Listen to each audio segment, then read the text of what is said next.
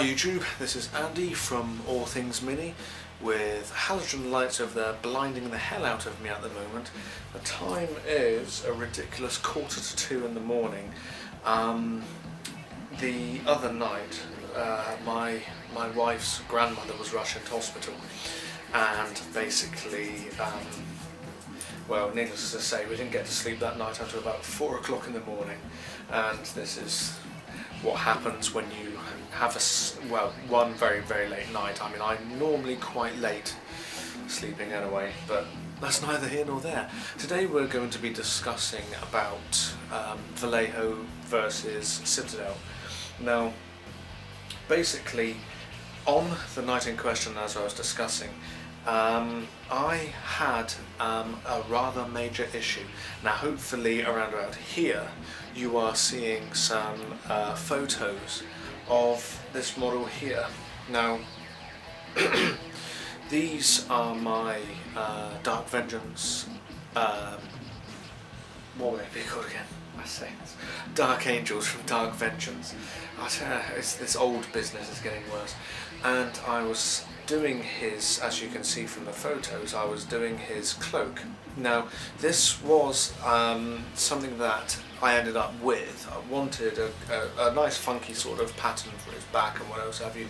The colours originally, as you can see, were slightly different to this. This is what I've had to change them into now with some gradings and what else have you. Now basically what I had done, you know, of course, as you know, this is a bit part, you know, this is a multi-part model, and his cloak, I was going for a slightly red version. Now I had 3 different separate colours, one red, one purple and one blue, to make, and those were mixed and then lightened and darkened respectively, to bring out the folds and what else have you. And by that time I hadn't decided what I was going to do with his back, the Dark Angels thing. And basically I used that and I sprayed that and did everything that I needed to do, and then I wanted to give a bit more richness to the colours. Now, here we go. Hello. You're not shut out for any reason except because you're going to jump around. Anyway, basically I wanted to, I'm getting a load of these ready to sell on eBay, which actually I was going to sell on eBay, but I'm not going to do it at the moment, mainly because Dark Vengeance really, and you know, the Chaos might be, but these boys certainly are not selling well. There seems to be quite a bit of a flooding of what do you call it, Dark Angels, and basically I was just trying to get all of my Dark Angels dealt with and to sell them on eBay, and unfortunately that's not really happening. Now, from the pictures as you saw, I gave this wash, I gave this his cloak, the interrogator, his cloak washing with this. You might be asking, good grief, that's a very clean bottle. What happened there? I'll show you. The ceremony of getting rid of Games Workshop shades.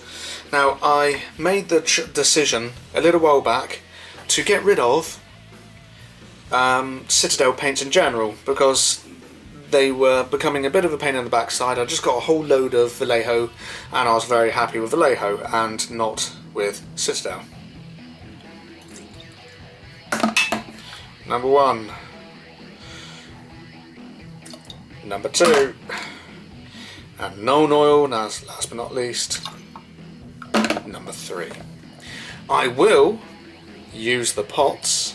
I will not ever use Citadel shades, because Citadel shade, it's got the SH sound and it rhymes with kite. So you hopefully saw that.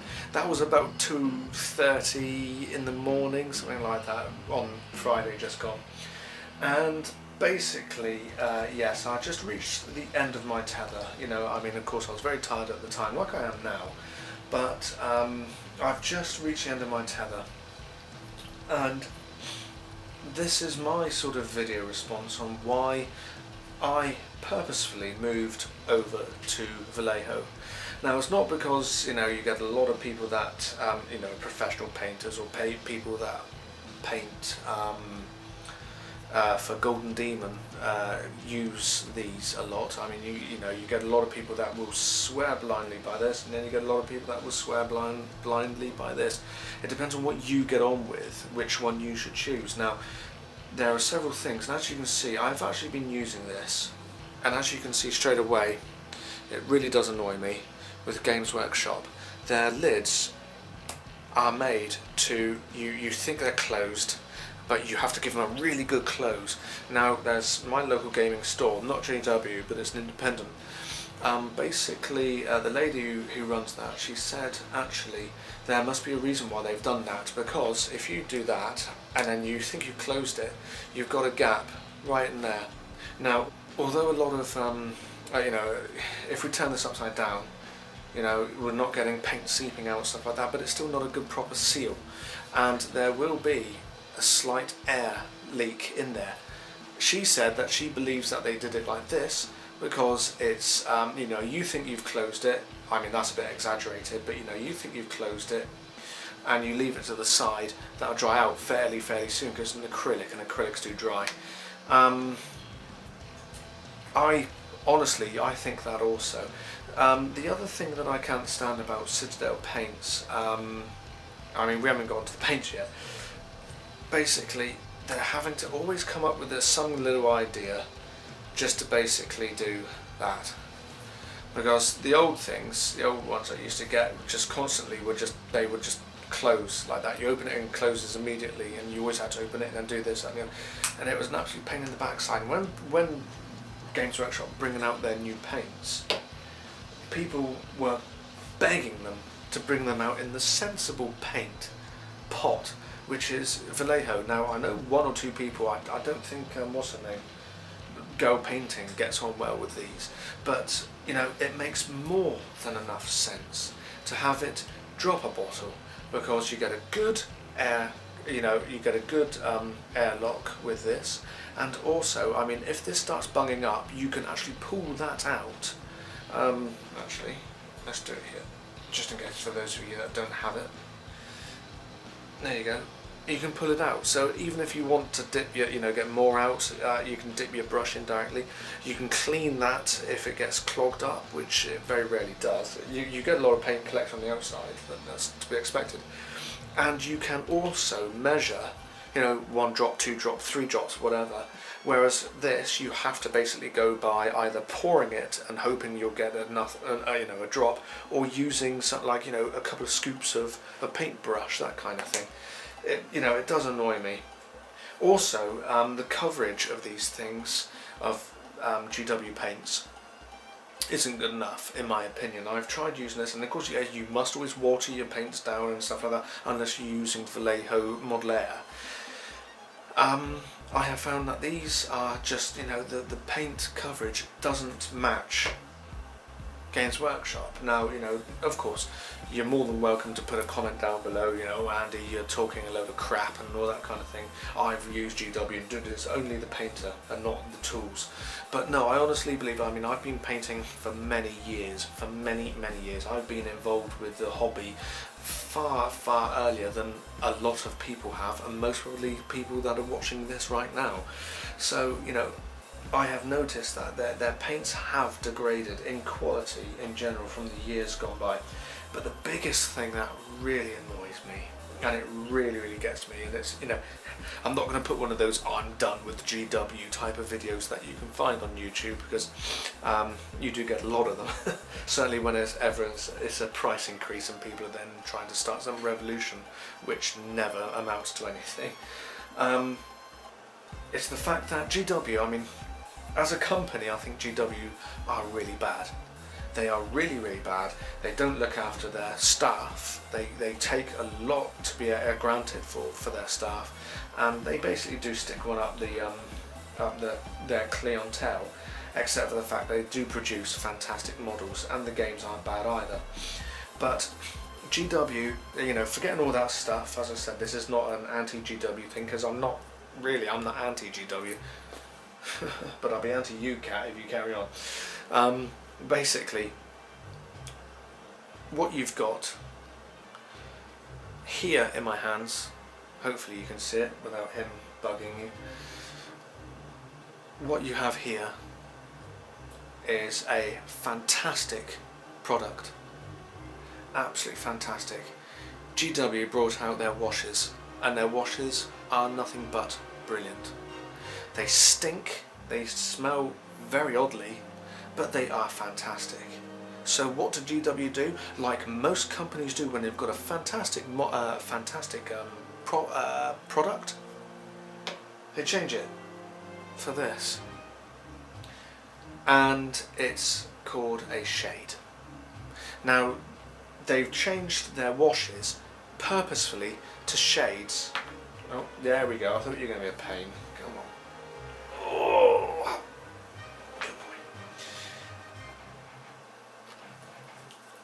They have changed their washes to make them shades, so it's a diluted form of a pigment, which you then paint. Like this is Carabao Crimson.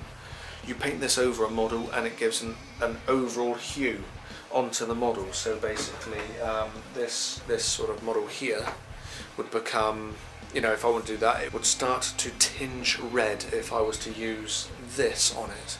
Now, from the previous colours, from the previous picture, sorry, as you might have seen, it's actually really not good. You know, even the coverage that you get with them. So they're not a wash, but you have to buy Lamia Medium to use them as a wash. You can't use these as a wash if you dilute them down with water, because if you do that, my model here, I tried doing that and used the Knoll oil, and in the recesses, oh dear me, there it goes. In the recesses, the model started having a chalky appearance. In which case, then I had to basically go back and do it again using Lamia Medium. Oh, we've got the other one now. And Lamia Medium has made that. Hopefully, you can see that bit in there. It's made it ultra shiny because for some reason it's reacted in some sort of way. And basically, this, you know, it really annoys me. It really does. Now the people at GW have told me, oh yes, well we've gone to a liquid pigment and it's much better. Blah blah blah blah. I'm not sold. Hey, why not? I'm not sold on GW paints, and I will use my lovely GW washes because I think they are fantastic. I will use these until they dry up, as they are rapidly doing, because they do dry up, or I run out of them. After that, I will certainly use oil washes as I have been recently, but I will never ever use shades. That model was completely wrecked. The same as this, actually. Hopefully you can see it.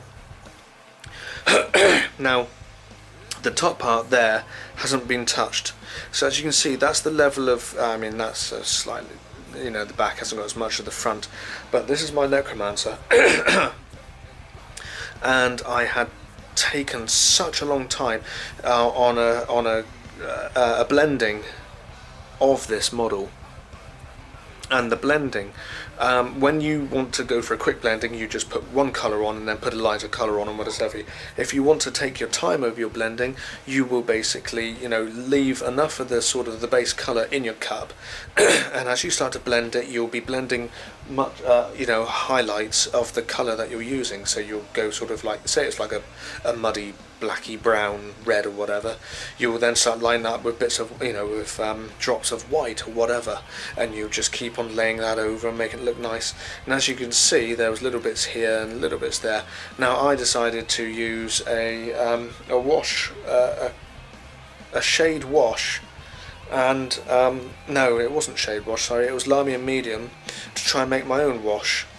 And basically, I was told by the people at GW, that's what you do. If you want to make your own wash out of any colour in the Games Workshop paint range, you just mix it with Lamy and medium. So I did, and it completely and utterly destroyed this model.